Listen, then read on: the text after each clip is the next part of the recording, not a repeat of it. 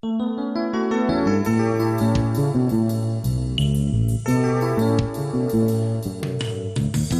afternoon and welcome back. I'm Marcus Peter. This being Holocaust Remembrance Day, I want to continue the conversation of the Shoah, the Holocaust, Hitler, the War, and the Pope. This is a book by Ronald J. Rychlak, and he is Associate Dean and Professor of Law at the University of Mississippi School of Law. Mr. Rychlak, I'm really glad to be speaking with you. How are you? Thank you very much. I'm delighted to be here with you. So this is a voluminous work, and you clearly did a tremendous amount of research unpacking the interplay between Pius XII and what was happening in Europe in general at the time, especially in Hitler's regime. From an overarching perspective, can you talk about why it's necessary to remember the role of the Catholic Church during the Holocaust?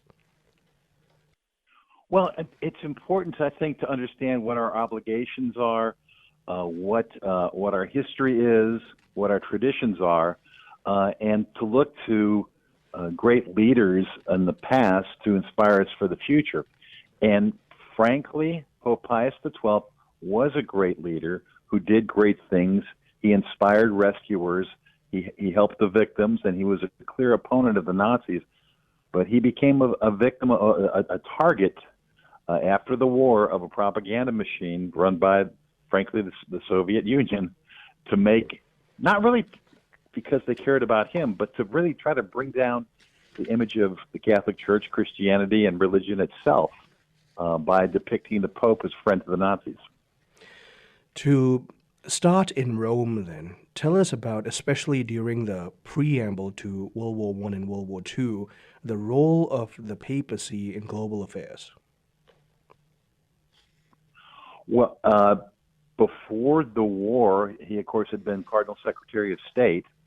And he had been a representative in Germany, had seen the rise of the Nazis.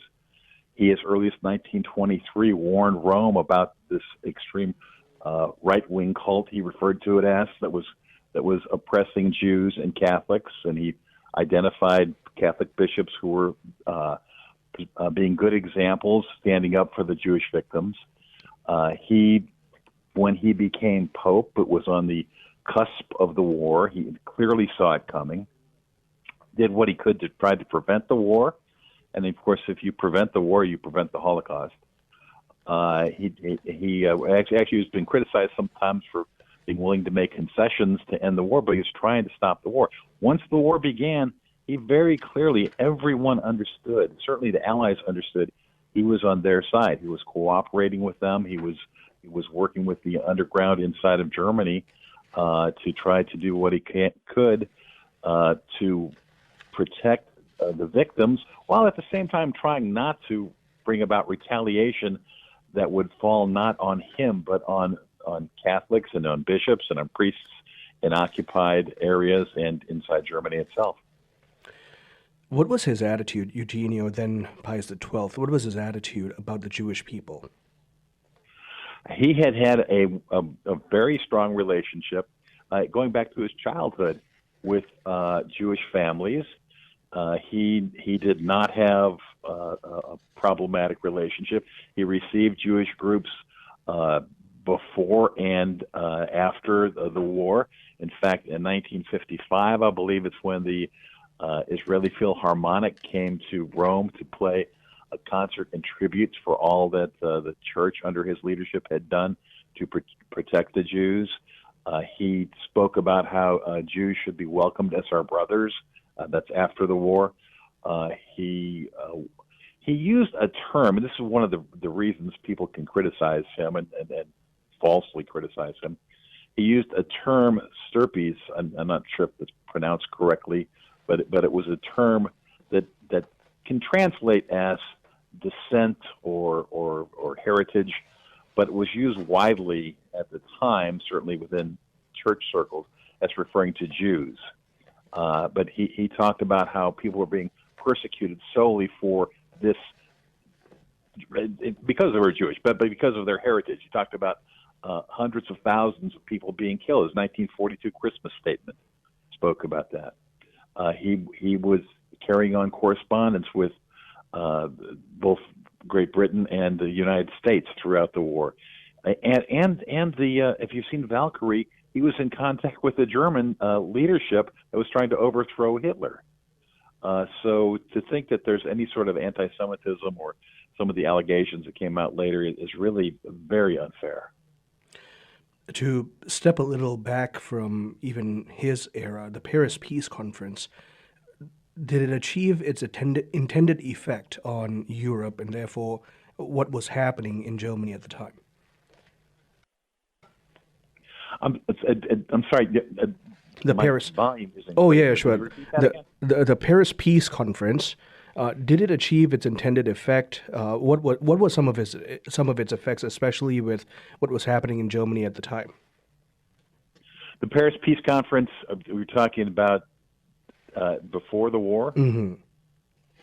I mean, it clearly did not what was trying to be accomplished at the time was, of course, to prevent precisely what was going on. But we had the persecution already taking place inside of Germany itself. Mm-hmm. You had part of the problem, going back a little bit earlier inside of Germany, you had a Catholic party, the Catholic Center Party, which was a political entity. Pope Pius XI had been trying to walk Catholics out of political parties to instead to go to agreements or concordats with nations. And the Nazis were able to lean very heavily on the leaders of the Catholic Center Party within Germany to actually help bring support towards the Nazi Party, not because they wanted to, but because they were forced to. And this is precisely what the Vatican had been worried about with national political parties related to the church. Now, to really zoom in on what was happening in Germany, tell us about the post-World War I Germany and the kind of Germany Hitler grew up in. Post-World War I Germany was destitute. So they'd been through World War I. They had the post-war negotiated treaty that Germany, the first two delegations, refused to sign off on it. Finally, a third delegation finally agreed to it, but it called for Germany to lose its territory, to lose its military, to not be able to reindustrialize, to pay all kinds of reparations. There were no jobs to be had. There were angry soldiers returning from the war who felt they had won, but had the rug pulled out from underneath them by the Weimar Republic, by the Weimar leadership, many of whom became associated with Jewish leadership. That's kind of how some of the Nazi anti-Semitism developed, by blaming the Jewish leadership for agreeing to the ultimate peace terms.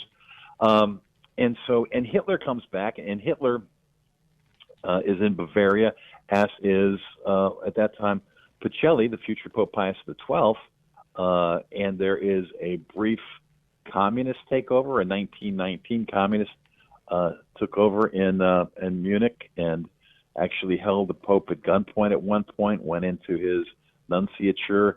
His car was sprayed with machine gun fire one time. It was a very dangerous time. In fact, during that time, most of the other representatives from other nations left Munich. Pacelli stayed there throughout the period. And then he watched as the right-wing nationals, as he referred to them, in one case at least naming specifically Hitler as one of the leaders of it.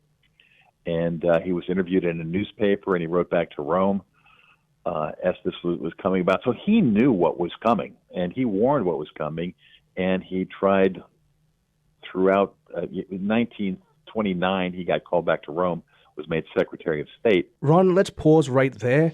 I'm talking with Ronald Rychlak. He is the author of Hitler, the War, and the Pope, published by Our Sunday Visitor.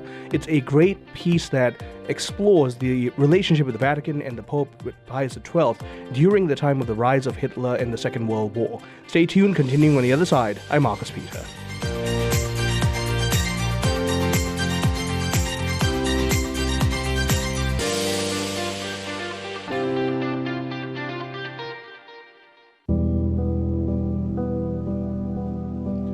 Good afternoon and welcome back. I'm Marcus Peter. I'm talking with Ronald Rychlak, author of Hitler, the War, and the Pope. This is a brilliant book that explores the intersection of the Vatican and the papacy in light of the Second World War. This is published by Our Sunday Visitor. We're doing this on the event of Holocaust Memorial Day. Ronald, I want to ask that you pick up where you had left off. You were presenting to us what was going on in the mind of the Pope at the time, at the rise of Hitler's, essentially his political authority.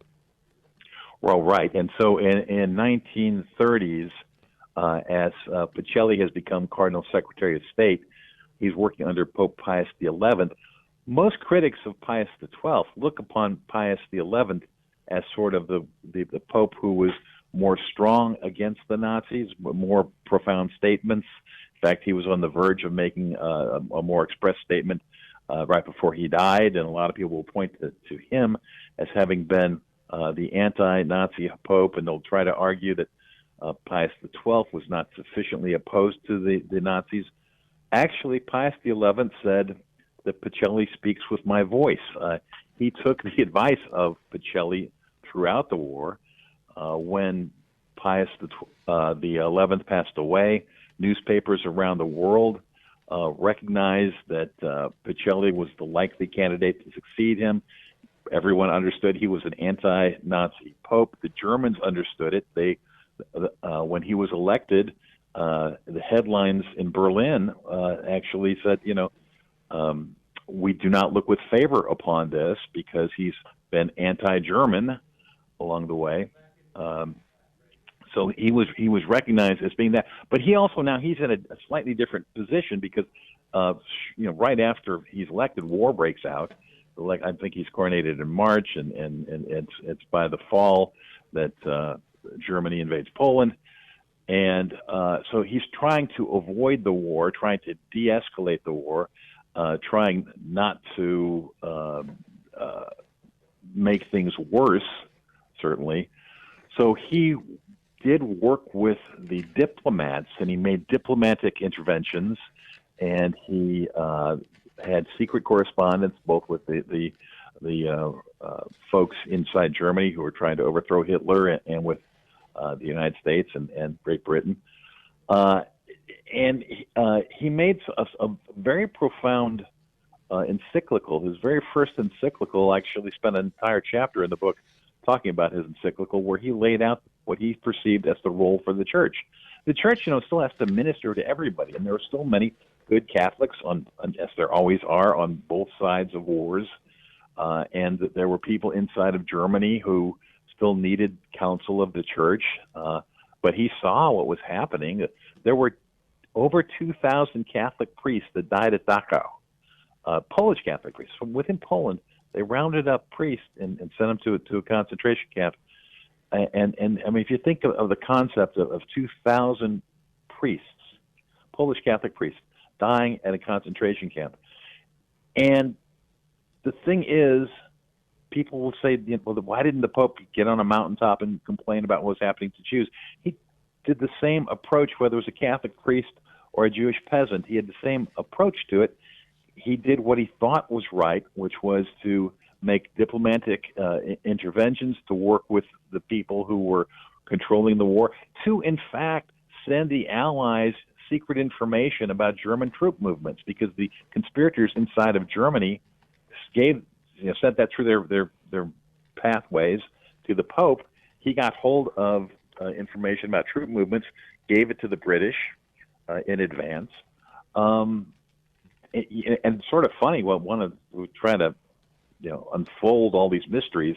There is no record on paper at the Vatican of him having done that. So people say, well, how do you know? We know because it's in the British archives.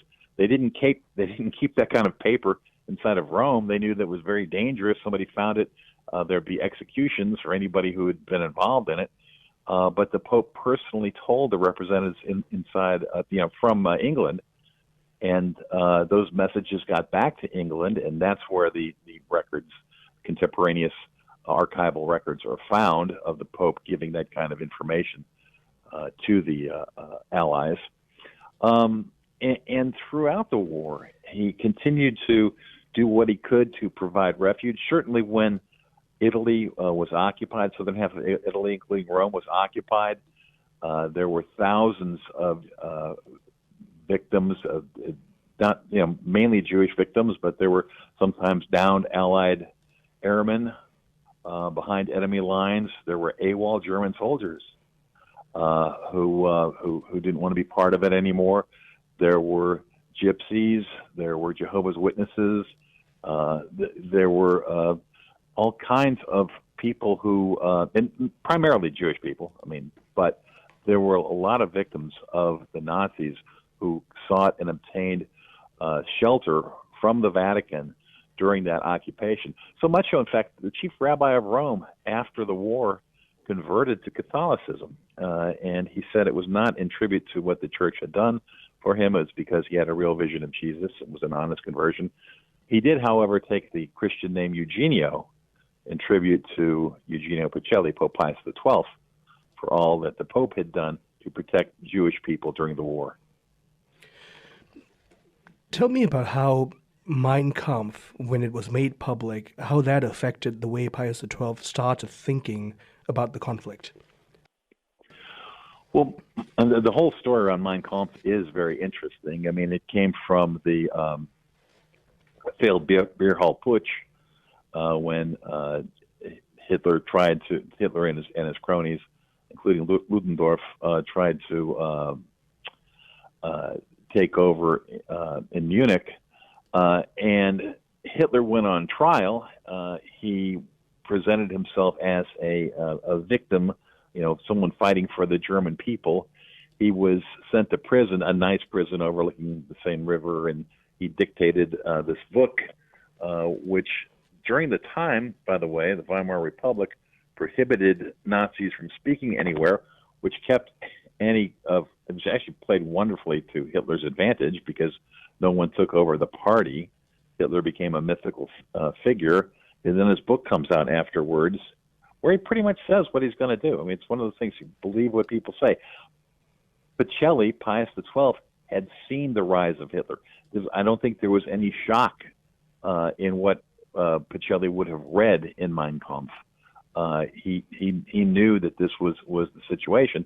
And as Hitler, when he came out of prison and he's now on the speaking tour and got quite a following, the leaders of Weimar thought they could control him, make him sort of right-hand man to Hindenburg, and he wouldn't be a big threat. They underestimated him seriously. Pacelli and Pius XI did not. They understood what a threat he was. There's a controversy about a 1933 agreement that the Vatican signed with Germany. It's not with the Nazis, it's with Germany. It's remained in effect until the 1960s, but it was part of Pope Pius XI's aim to get away from political parties and get to agreements. The agreement pulled Catholics out of political parties, but allowed them to speak to moral and in fact, Pacelli demanded a special clause that would not silence Catholic priests from speaking about morality issues. And so when the Catholic priests did speak about the ill treatment of Jews, and they did because it's actually ridiculed in the Nazi newspapers, the Nazis would claim they're talking about politics, which they're not supposed to do. Catholics understood correctly that these were issues of morality that they were not precluded from doing. I'm talking with Ronald Rychlak. He's the author of Hitler, the War, and the Pope. This is a brilliant book published by Our Sunday Visitor that tackles the historical reality of the interplay between the Vatican under Pope Pius XII and Germany, but also the rest of the world and the Allied forces. And the fact is, the Pope was not a silent player. In fact, he wasn't even passive. He was actively involved both at the forefront and in the background, ensuring that the dignity of the human person was upheld throughout the worst of the Shoah, the Holocaust. Stay tuned, I'm Marcus Peter.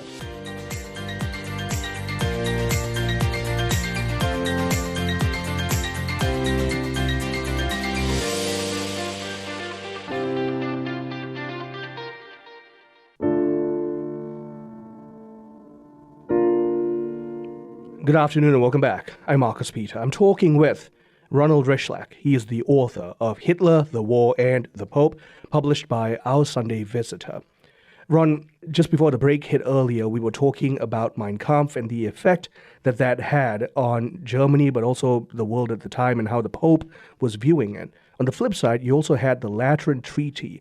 How did that impact Pope Pius XII with regards to Mussolini's Italy? Well, the Lateran Treaty was an agreement between the Vatican and Italy. I referred to an agreement between Germany and the Vatican a few minutes ago.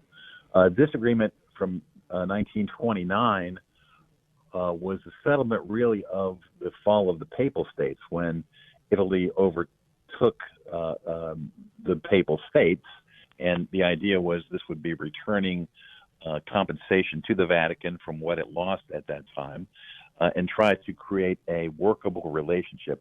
It was not a sign of a good relationship. I know there's a book out that claims that Mussolini and Pope Pius XI were friends because of this. It's very clear within months after this was signed, the Vatican and Mussolini's Italy were highly critical of one another. This gave it something of a working relationship. It allowed the Pope to at least feel like what the Vatican had now. Up until this point, the Pope considered himself a prisoner within Vatican City because his properties had been taken from him when the Papal States fell in the late 1800s. Now the Pope was able to say, okay, we've been compensated. We can function as we are, not just a church, but in essence a nation here, and we can retain a legitimate role on the world stage. This also allowed, as Secretary of State, Eugenio Pacelli, future Pope Pius XII, to go on world tours, which really had not. I don't mean tours, but he came to the United States and he went to South America, and he went to Hungary. He went to some other places around the world where Vatican leaders had not been going. So it helped engage the Vatican in the world more, but it was not a sign of a healthy, good relationship between Mussolini's Italy and the Holy See. What was Hitler's attitude towards the church, especially in his rise to power? Oh, there's one picture of Hitler once going to a Catholic service in his adult life. They went to a funeral once. There was a picture, but he did not like the Catholic Church. There's a sort of a famous quote he said one time where he wishes Germany had become Islamic rather than a Christian because Muslims know how to fight and that Christians don't fight enough. He felt that the Catholic Church was really the enemy to what he stood for. I mean, he believed in nationalism. He was a socialist, but a national socialist, so a socialist at a national level. The Holy Catholic Church is an international institution, and we have allegiances outside of our nation. That's very contrary to Hitler's view of the world and what a good German should be. Hitler, therefore... go ahead, please. Well, sometimes when I do my lectures, I have PowerPoint slides I show, and I show where the Catholic population was strongest in Germany and where Hitler's support was strongest in Germany, and they're like an X-ray. Where he was strong, there were not many Catholics. Germany is the home of Lutheranism, and so most Christians and most people in Germany at that time certainly were Lutheran. Lutheran areas tended to support Hitler. Catholic areas did not. Catholics were suppressed. I mean, they were.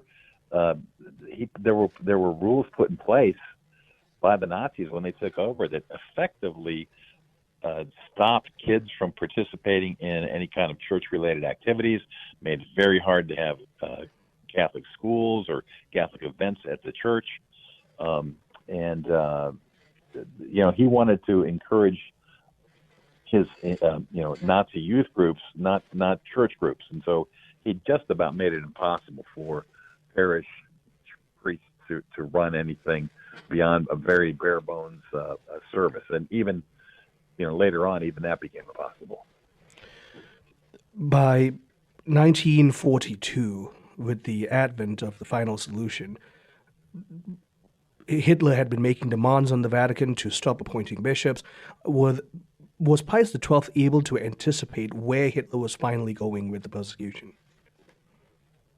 Or he's finally going with the persecution of the Jewish people. And the final solution.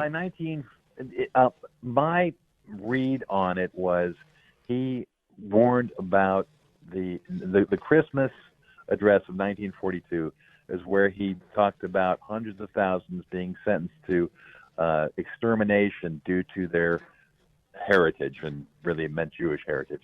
So I felt that is really in autumn of 1942 that he finally realized that. I think there were reports before then, and as any time of war, you don't trust the first reports to come in. So I think reports probably came in before then.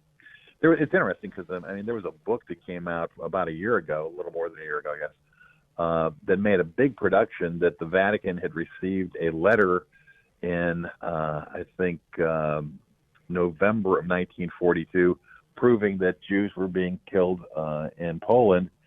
And I got some calls and asked me, what are you thinking now? What do you think now?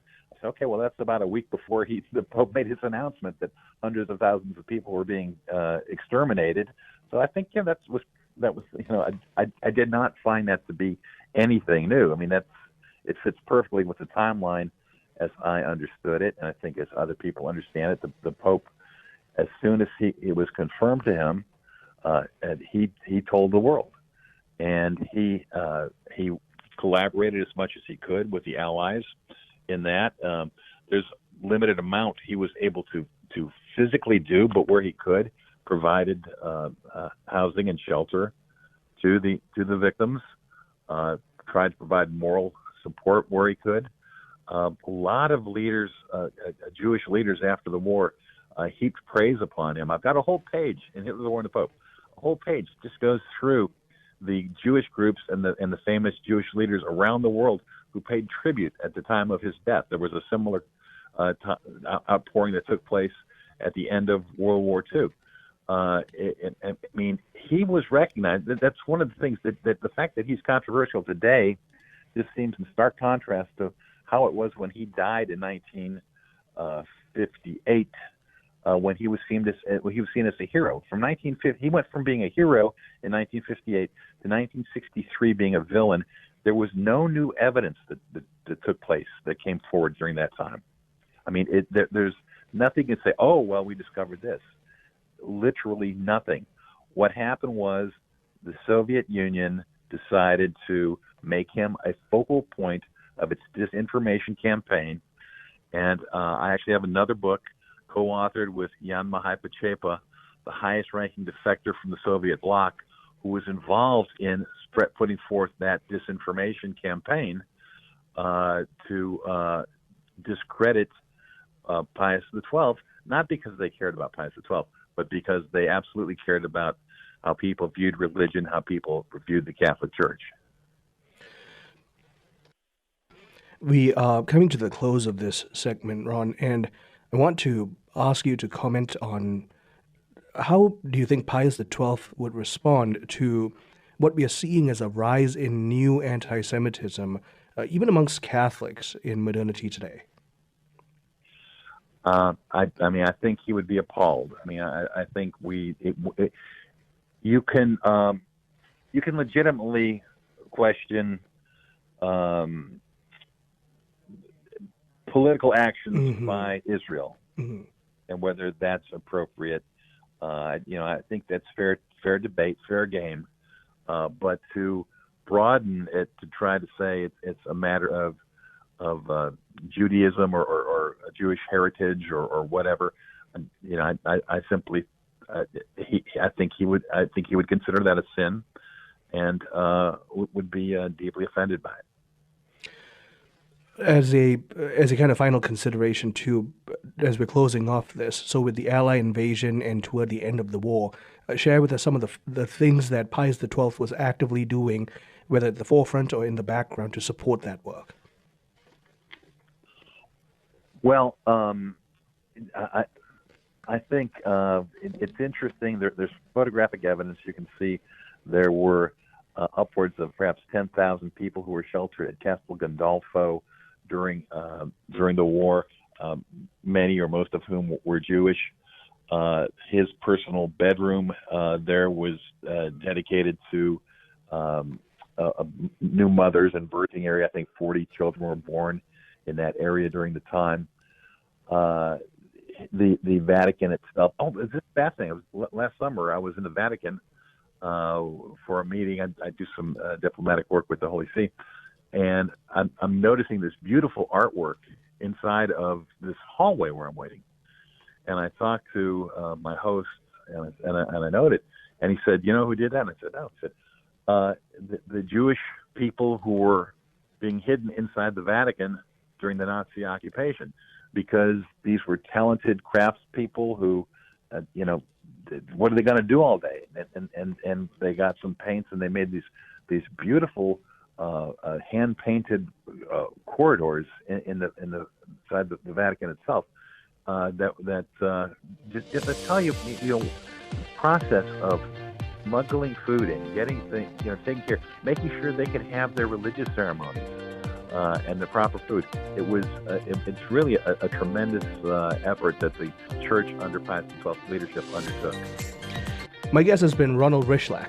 He is Associate Dean and Professor of Law at the University of Mississippi School of Law, and we've been talking about his book, Hitler, the War, and the Pope.